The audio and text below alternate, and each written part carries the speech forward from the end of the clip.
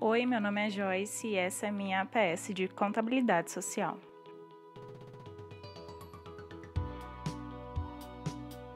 Neste trabalho a gente vai falar um pouquinho sobre o PIB, ou Produto Interno Bruto.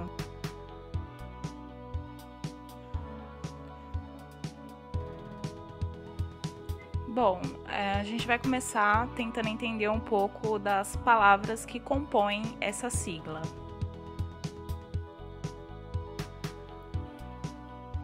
Então, a gente pode começar com a palavra produto. Produto vem de bens e serviços.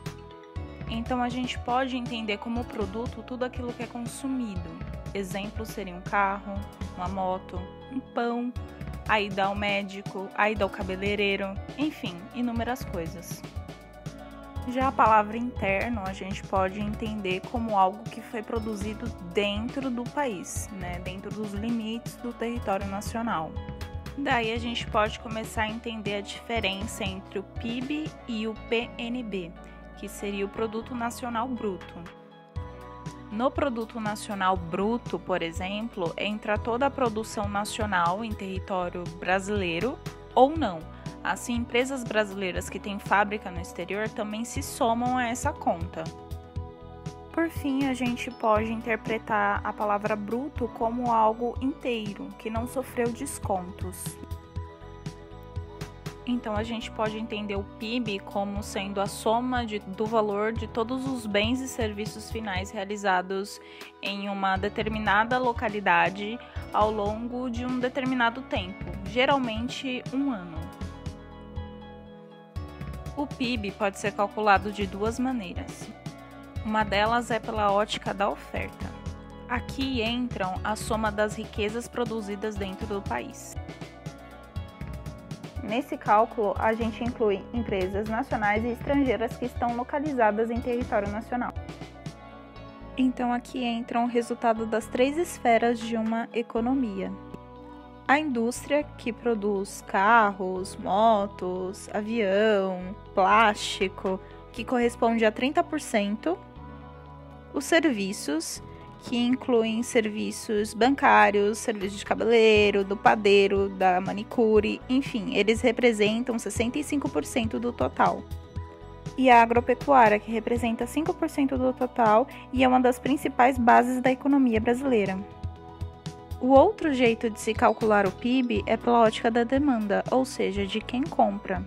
Nesse caso, são considerados o consumo das famílias, que equivale a 60% do total, o consumo do governo, que equivale a 20%, o investimento do governo e das empresas privadas, que equivale a 18%, e, por fim, a soma das importações e exportações, que equivalem a 2% do total. E esses dois cálculos sempre devem chegar ao mesmo resultado. No PIB, calculamos apenas os bens e serviços finais. Isso é feito a fim de evitar dupla contagem. Para entender melhor, vamos usar um exemplo hipotético de um país com a economia baseada em pães. Para a fabricação desses pães, são produzidos R$100 de trigo. E com esse trigo, são produzidos R$200 de farinha de trigo. E no final, são produzidos R$300 de pão. Nesse exemplo, o PIB deste país será de R$300, pois os valores da farinha e do trigo já estão embutidos no valor do pão.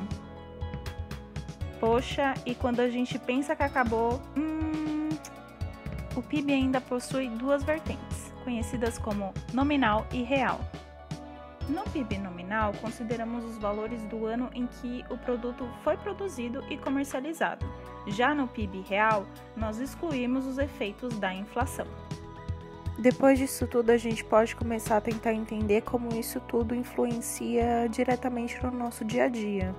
Então, quando a gente fala que um PIB em determinado país caiu 2%, quer dizer que a produção nesse país caiu 2%.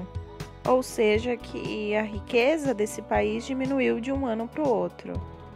E a gente já tinha visto um pouco mais cedo nesse vídeo que o nosso PIB é calculado com base nas três esferas de produção de uma economia. Esses são os serviços, a indústria e a agropecuária, certo? Para o cálculo do PIB, todos eles são calculados juntos. Então, a gente pode dizer que um interfere no outro. Então, vamos supor que tem um fazendeiro que produz laranjas. E essa fazenda não está produzindo uma safra tão boa agora. Esse fazendeiro, consequentemente, não vai ter dinheiro para investir em tratores. E o cara da indústria que fabrica esses tratores não vai ter para quem vender esses tratores. Então ele tem que começar a cortar alguns custos, afinal ele começa a ficar sem dinheiro. E um dos custos que ele resolve cortar é o da faculdade da filha. Essa sequência de eventos foi feita para ilustrar como um setor é afetado por conta do desempenho do outro. Esses 3 setores são afetados. Mas mesmo que o cara lá da fazenda esteja produzindo muito bem, isso não quer dizer que o PIB vai subir com isso. Porque o setor que mais contribui para isso é o setor de serviços. Agora, em 2020, a gente está acompanhando a crise do Covid-19. É uma crise mundial. E o PIB de vários países, inclusive de potências mundiais como Estados Unidos e China, foram afetados. O PIB brasileiro vem caindo já faz algum tempo, mas a estimativa de queda para esse ano de 2020 pode ser bem alta. Essa pode ser a queda mais alta da série histórica do real brasileiro. A expectativa mais otimista feita pelo Banco Mundial e pelo FMI prevê contração na casa dos 5% para o Brasil neste ano.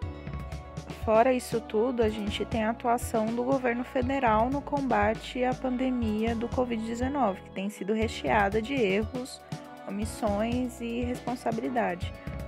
O governo parece negar para si mesmo que 65% desse dinamismo é originado pelo consumo das famílias. E se não tem dinheiro, não tem consumo. Sem consumo, não tem investimento. E sem investimento, não tem emprego. O cálculo do PIB tem o propósito de mensurar a atividade econômica de um país. Só que ele não mensura e nem tem como mensurar a qualidade, a lucratividade, a profundidade e a amplitude das melhorias e avanços dos bens e serviços produzidos. E é isso que realmente importa para uma economia, certo? Vamos usar mais um exemplo, porque esse vídeo é cheio de exemplos, né? Vamos pegar o exemplo de um navio construído com custos altos. Se ele estiver navegando sem passageiros, sem carga, sem conseguir pescar nada, bom, ainda assim a sua construção terá contribuído para o crescimento do PIB. Não importa se esse navio foi lucrativo para os investidores, se ele atolou na areia, se ele enferrujou, enfim. Ele simplesmente contribuiu para aumentar o PIB. Podemos dizer então que o PIB não avalia corretamente o valor dos bens e serviços fornecidos por uma economia e, consequentemente, é incapaz de estimar o padrão de vida de uma sociedade. Não só isso, o PIB ele não mensura a agressão ao meio ambiente em decorrente às atividades de produção e consumo. No livro A Nova Contabilidade Social, escrito por Leda Maria, no capítulo 3.4.2, é dito que essas atividades de produção e consumo costumam gerar pressão sobre o meio ambiente, seja pela utilização de recursos naturais ou seja pela geração de poluição. Contudo, a gente pode dizer que o PIB é um indicador síntese de uma economia. Ele ajuda a entender um país, mas ele não ajuda a expressar importantes fatores, como distribuição de renda, qualidade de vida, saúde, educação. Além disso, um PIB ele pode ser relativamente baixo, como é o caso da Islândia, e ter uma qualidade de vida muito alta. Ou o caso da Índia, por exemplo, que tem um PIB relativamente alto e um padrão de vida extremamente baixo. Bom, e aqui eu concluo meu trabalho. Eu espero que tenha ficado legal. Eu nunca narrei nada na minha vida, mas eu espero que tenha ficado igual eu tinha idealizado desde o começo. E aqui eu vou deixar a bibliografia que foi utilizada como pesquisa para realizar todo esse vídeo. E é isso, muito obrigada e até mais. Tchau, tchau.